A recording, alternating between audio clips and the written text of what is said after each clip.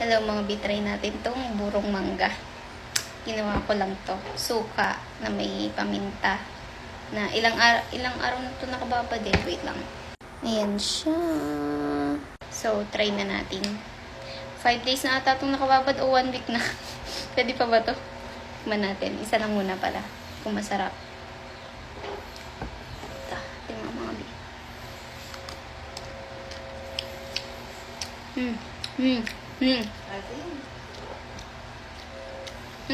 Sarap. Sarap. Pa. Tingnan mga bi.